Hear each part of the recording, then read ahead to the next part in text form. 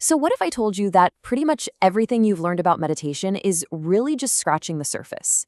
Today, we're going to dive into how some of the world's most insightful people use meditation not to escape their minds, but to actually unlock their true potential. And this is all based on wisdom that's thousands of years old. Okay, right off the bat, you can see this massive difference. Modern meditation has been kind of packaged and sold to us as a tool, right? Something you do to fix a problem like stress or anxiety. It's all about escaping the mind. But the ancient perspective, it's completely different. It sees meditation as a state of being, a way to see through the mind to what's on the other side. And this simple shift from doing to being, well, that's the whole key we're unlocking today. So, to really get what true meditation is, we first have to unlearn what it's become. We've got to clear away all the clutter, all the noise, so we can find the real clarity that's underneath. And this right here, probably challenges a lot of what you've heard. Real meditation, it isn't just about breathing exercises. It's not just a relaxation technique. It's not even about calming the mind. And it is definitely not about using music or visualizations to try and manifest something. You see, all of those are activities. They're things you do. The ancient wisdom is pointing at something so much. And this quote just nails it. The goal isn't to silence your mind. I mean, come on, that's a battle you're just never going to win. The goal is to change your relationship with your mind. It's like the difference between fighting the clouds and realizing you're the big open sky they just happen to be passing through. And that leads us to this ancient Vedantic approach. This is where meditation completely transforms from a technique for self-improvement into a practice of self-discovery. See, it's not about becoming a better you. It's about discovering the you that you already are. The central idea here is the drishta, or the witness. Think about it for a second. A thought just popped into your head, right? But who is it that knows the thought is there? Who's watching it?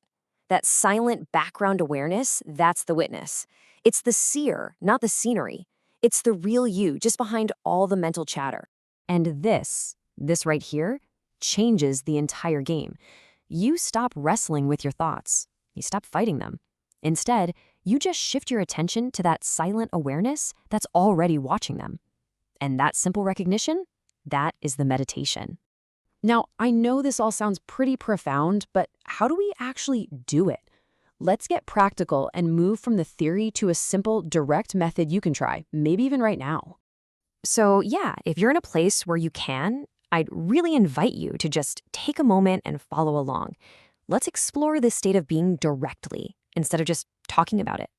It's incredibly simple. First, just sit comfortably and gently close your eyes. Now, just bring your attention to your breath. Don't try to change it, just notice it. Notice the feeling of the air coming in and the air going out. See if you can spot that tiny little pause, the gap between breaths. Now, thoughts are going to pop up. That's what minds do. It's totally fine. Whenever you realize you're lost in a thought, no big deal. Just gently guide your attention back to your breath. And from that quiet place, just notice the one who's watching it all, that silent witness. It's really just a gentle game of returning, again and again, to that awareness. So, what happens when you make this a consistent practice? Well, the results aren't just about feeling a little bit calmer. The shift is so much more fundamental than that. You know, when you connect with this witness consciousness, thoughts just start to lose their grip on you. Stressful things still happen, that's life, but they don't seem to stick to you anymore. Old emotional pains, they start to dissolve, and something really cool happens. This quiet, uncaused joy just starts to appear out of nowhere. Ultimately, you stop feeling like a person having thoughts, and you start experiencing yourself as the consciousness in which all thoughts appear. Now look, it's totally natural to hit some roadblocks when you start doing this, so let's quickly cover 4 of the most common traps people fall into, just so you can stay on the right path. Okay, first and biggest mistake, trying to control your thoughts. Remember, the goal is not to have an empty mind. Trying to fight your thoughts or push them away just creates more mental noise. The whole practice is just to witness them, to let them come and go just like clouds in the sky. Second big mistake is chasing some kind of special experience, like seeing visions or feeling like you're floating. This practice isn't about getting some temporary high. It's actually about recognizing the most simple, ordinary, ever-present awareness that is always here with you. Number 3 is getting caught up in the idea that this is just another technique to perfect or to master. The moment you do that, you bring that whole striving, doing mind back into the game. This is really more about letting go, about relaxing into a state of being that is already your true nature. And finally, number 4, impatience. Oh man, this is a tough one for all of us. We live in a world where we want instant results, but this is a deep practice. It takes time to undo a whole lifetime of identifying with the thinking mind. So just be patient and be gentle with yourself. And that really brings us to the ultimate takeaway here. This whole practice isn't a transformation into something new. It is simply an act of remembrance.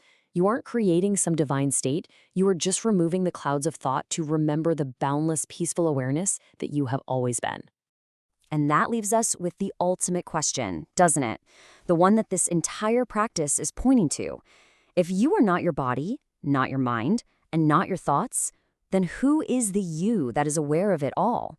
Just contemplating that, well, that's the real journey.